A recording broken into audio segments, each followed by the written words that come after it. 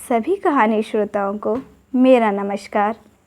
साहित्यपुरम के इस YouTube channel पर हम बहुत सी हास्य और रोमांचक कहानियों का संकलन कर रहे हैं। ऐसी ही एक कहानी मैं आपको सुनाने जा रही हूँ। हरिशंकर परसाई के द्वारा लिखित सदाचार का तावीज़। तावीज़ तो आप सभी ने बहुत से देखे होंगे और बहुत से तावीज़ों के बारे में सुना भी होगा, लेकिन सदाचार का तावीज़, आइए देखते हैं कहानी में ये कैसा तावीज़ है। एक राज्य में हल्ला मचा कि भ्रष्टाचार बहुत फैल गया है। राजा ने एक दिन दरबारियों से कहा, प्रजा बहुत हल्ला मचा रही है कि सब जगह भ्रष्टाचार फैला हुआ है। हमें तो आज तक कहीं नहीं दिखा।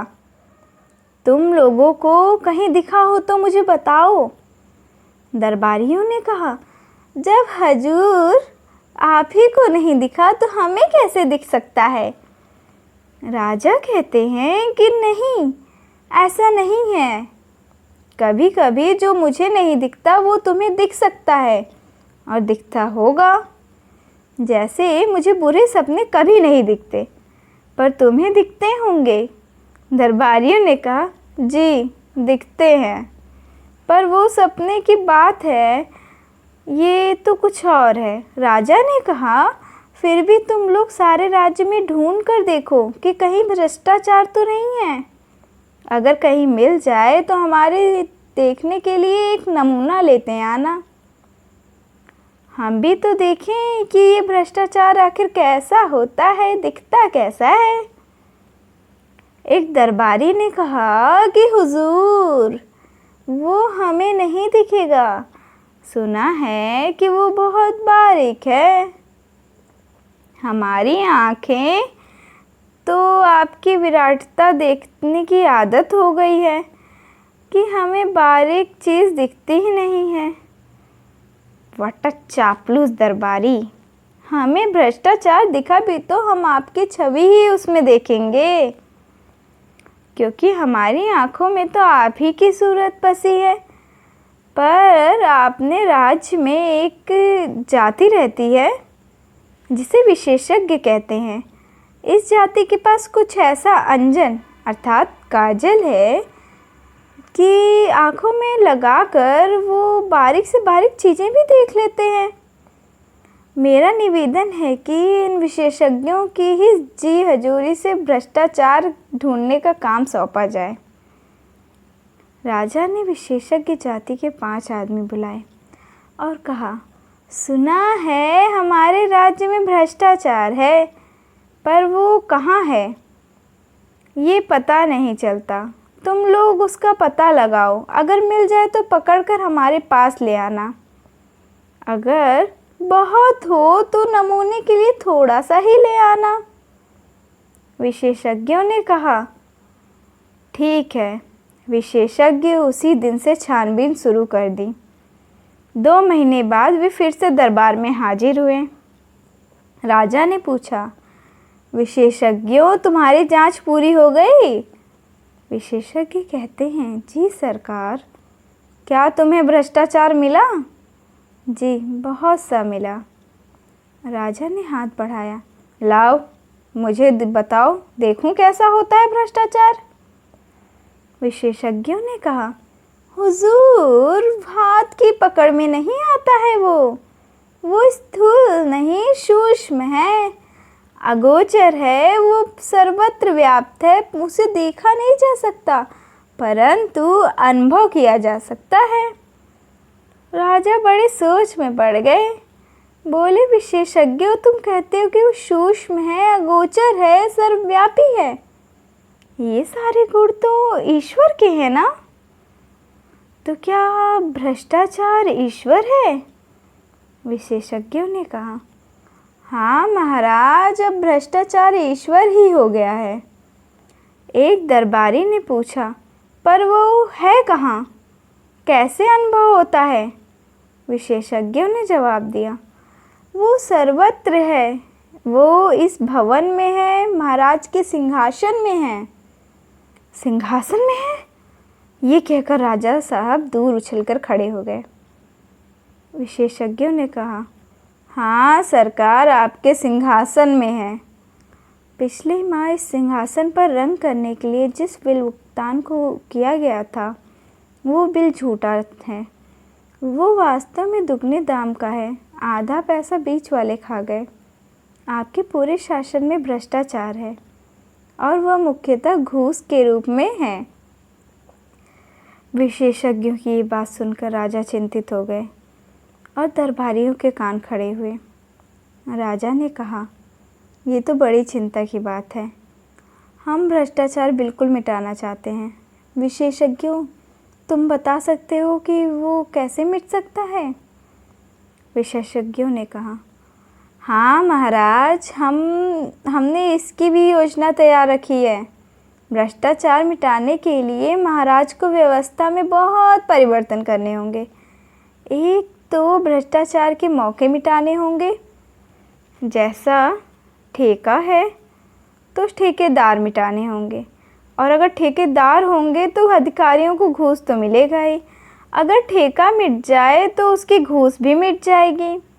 इसी तरह बहुत सी चीज़ें हैं किन कारणों से आदमी घूस लेता है, ये भी विचारनी है।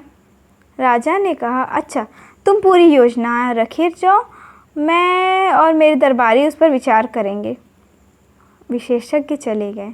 राजा ने और दरबारियों ने भ्रष्टाचार मिटाने की योजना को पढ़ा, उस पर विचार किया। विचार करते दिन बीतने लगे। राजा का स्वास्थ्य बिगड़ने लगा। एक दिन एक दरबारी ने कहा, महाराज, चिंता के कारण आपका स्वास्थ्य बिगड़ता जा रहा है। उन विशेषज्ञों ने आपको कैसे झंझट में डाल दिया? राजा ने कहा, हाँ, मुझे रात में नींद नहीं आती। दूसरा दरबारी बोला, ऐसी रिपोर्ट को आग के हवाले कर देना चाहिए जिससे महाराज की नींद में खलल पड़े।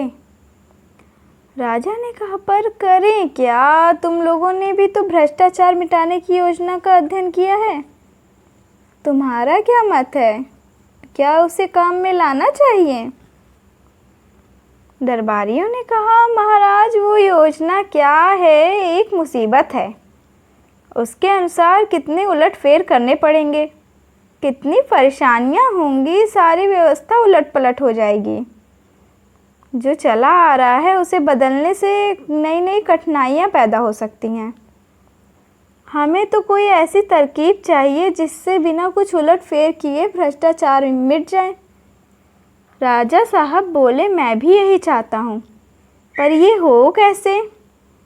हमारे प्रपितामह को तो जादू आता था, हमें तो वो भी नहीं आता। तुम लोग ही कोई उपाय खोजो। एक दिन दरबारियों ने राजा के सामने एक साधु को पेश किया और कहा, महाराज, एक कंदरा में तपस्या करते हुए इस महान साधक को हम ले आए हैं। इन्होंने सदाचार का तावीज़ बनाया है। वह मंत्रों से सिद्ध है और उसके बांधने से आदमी एकदम सदाचारी हो जाता है। साधु ने अपने झोले में से एक तावीज़ निकालकर राजा को दिया। राजा ने कहा, और राजा ने उसे देखा। बोले, हे साधु, इस तावीज़ के विषय में मुझे विस्तार से बताओ। इससे आदमी सदाचारी कैसे हो जाएगा? साधु ने समझाया, महाराज, भ्रष्टाचार और सदाचार मनुष्य की आत्मा में होता है। बाहर से तो कुछ भी नहीं होता।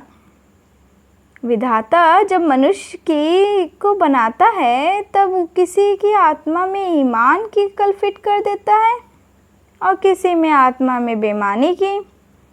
इस कल में से ईमान या बेईमानी के स्वर निकलते हैं, जिन्हें आत्मा की पुकार कहते हैं। आत्मा की पुकार के अनुसार आदमी काम करता है। प्रश्न ये है कि जिनकी आत्मा से बेईमानी के स्वर निकलते हैं, उन्हें दबाकर ईमान के स्वर कैसे निकाले जाएं? मैं कई वर्षों से इसी के चिंतन में लगा हूँ। अभी मैंने ये सदाचार का तावीज़ बनाया है। इसे आदमी की भुजा पर बांध दिया जाए तो वो सदाचारी हो जाएगा। मैंने इसका परीक्षण भी किया हुआ है। मैंने कुत्ते पर इसका प्रयोग किया। ये ताबीज़ गले में बांध देने से कुत्ता भी रोटी नहीं चुराता है। बात यह है कि ताबीज़ में से सदाचारी के स्वर निकलते हैं। जब किसी की आत्मा बेईमानी के स्वर निकालने लगती है, तब इस ताबीज़ की शक्ति आत्मा का गला घोंट देती है और आदमी को ताबीज़ से ईमान के स्वर सुनाई पड़ते हैं। वह इन स्वरों को आत्मा की पुकार समझकर सदाचार की ओर प्रेरित होता है। यही इस ताबीज़ का गुण है। महाराज दरबार में हलचल मच गई। दरबारी उठ उठ के ताबीज़ को देखने लगे। राजा ने खुश होकर कहा, मुझे नहीं मालूम था कि मेरे राज्य में ऐसा चमत्कारी साधु भी है। महात्मन, हम आपके बहुत आभारी हुए। आपने हमारा संकट हर लिया। हम सर्वव्यापी भ्रष्टाचार से बहुत परेशान थे, मगर हमें लाखों नहीं करोड़ों ताबीज़ चाहिए। हम राज्य की ओर से ताबीज़ों का कारखाना खोल देते हैं। आप उसके जनरल मैनेजर बन जाइए और अपनी देखरेख में बढ़िया ताबीज़ बनवाएं। एक मंत्री ने कहा, महाराज, राज्य को झंझट में पड़े मेरा तो निवेदन है कि आप साधु बाबा को ही ठेका दे दीजिए। वे अपनी मंडली से ताबीज़ बनवाकर राज्य को सप्लाई कर देंगे। राजा को ये सुझाव बड़ा पसंद आया। साधु को ताबीज़ बनाने का ठेका दे दिया गया। उसी समय 5 करोड़ रुपए का कारखाना खोलने की पेशगी मिल गई। राज्यों के अखबार में खबरें छपी कि सदाचार की ताबीज़ की खोज, ताबीज़ बनाने का कारखाना खुल गया है। लाखों ताबीज़ बन गए। सरकार के हर सरकारी कर्मचारी की भुजा पर एक एक ताबीज़ बांध दिया गया। भ्रष्टाचार की समस्या का ऐसा सरल हल निकल आने से राजा और दरबारी बड़े खुश थे। एक दिन राजा की उत्सुकता जागी और सोचा, देखें तो ये ताबीज़ काम कैसे कर रहा है। वो वेश बदल कर एक कार्यालय में गए। उस दिन 2 तारीख थी। एक दिन पहले तनख्वाह मिली।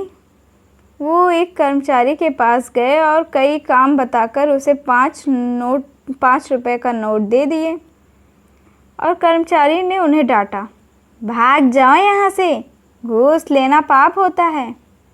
राजा बड़े खुश हुए। ताबीज़ ने कर्मचारी को ईमानदार बना दिया था। कुछ दिन बाद फिर वे वेश बदलकर कर्मचारी के पास गए।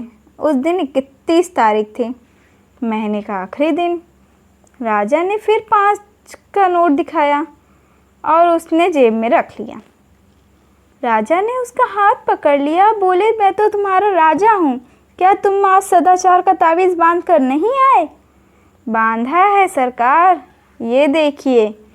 उसने आस्तीन चढ़ाकर ताबीज़ दिखाया। राजा असमंजस में पड़ गए। फिर ऐसा कैसे हो गया? उन्होंने ताबीज़ पर कान लगाकर सुना।